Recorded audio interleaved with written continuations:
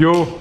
Après le premier vlog, vous avez été plusieurs à m'expliquer que pour un loueur de matos, je devais filmer avec du matériel de qualité et pas simplement utiliser mon G7X, mais utiliser toutes les caméras que j'avais à disposition. Pour ce lundi 1er mai, j'ai changé de setup pour le vlogging. Voilà mon nouveau setup.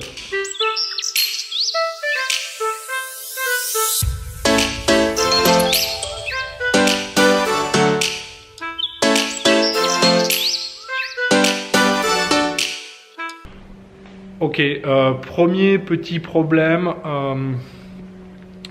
ça rentre pas dans mon sac. Je suis embêté là. Bon, du coup, le Peak Design 50 litres.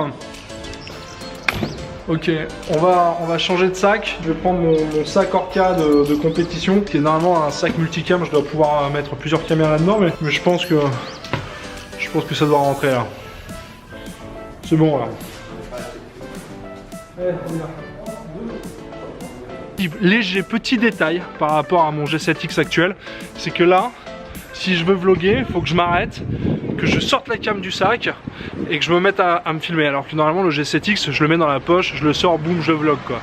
Voilà, premier petit détail, on va voir ce qu'il en est pour la suite. Deuxième gros avantage du setup là, c'est qu'est-ce qu'on est discret, tu vois. C'est vraiment, c'est la discrétion incarnée. Je veux dire, on ne voit pas du tout, on se fond dans le paysage.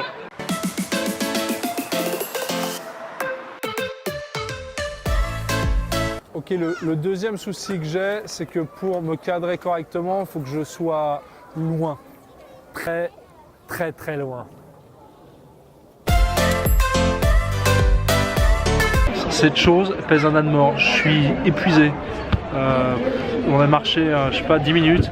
Je suis mort, j'ai le dos en vrac. Ok, vous l'aurez compris, c'était un peu une vanne, tu vois, pour les mecs qui m'ont laissé des commentaires comme quoi j'avais une boîte de loc et je devais utiliser du matériel de fou furieux. Donc pourquoi j'ai sorti une vieille cam comme la C100 Mark II? C'est une bête de cam, c'est un boîtier qui est hyper solide. Celle-là, par exemple, elle est partie au Moyen-Orient avec Radio France. Alors la particularité de cette cam, des modules XLR, c'est pour ça que je pouvais brancher mon micro HF dedans.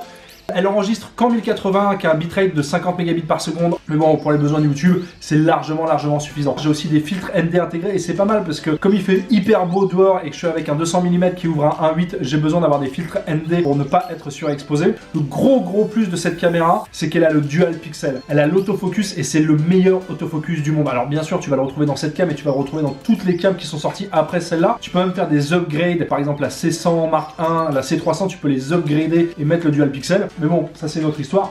Je vais vous parler de ce bousin. C'est juste un délire. C'est un objectif hyper rare qu'un client nous a prêté. C'est un 200 mm f1.8 de chez Canon. Et ça, c'est l'énorme pare-soleil. C'est une focale fixe. C'est du 200 mm. Ça ouvre à 1.8. Autant dire, c'est méga lumineux. Le problème de cette optique, c'est qu'elle n'est pas stabilisée. Tous les plans qu'on a tapés avec à la main, ça... Je suis mort. Comme sur les appareils photo, t'as pas de filtre ND. Enfin, ils ont pensé à nous mettre un petit bitonio dans lequel on peut mettre des filtres ND.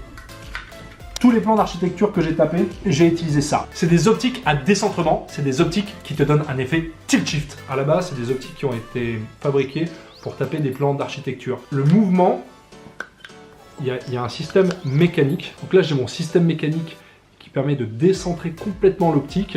Et ça me permet d'avoir des effets complètement hallucinants de perspective que je pourrais jamais avoir avec un objectif normal. J'ai mon deuxième effet tilt shift. Là, je fais bouger tout le groupe de lentilles de l'avant. C'est ici en fait que la mise au point s'opère. Et en bougeant, et ça me permet d'avoir la moitié de mon image nette et l'autre moitié floue.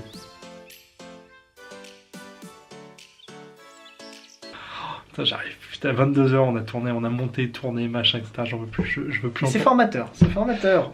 Je suis tellement fatigué, je sais même pas comment faire la conclusion de ce vlog. Attends, on va se... Je sais pas, essaye, j'espère que ça vous a plu. Ouais. Abonnez-vous, laissez un like, mets la cloche.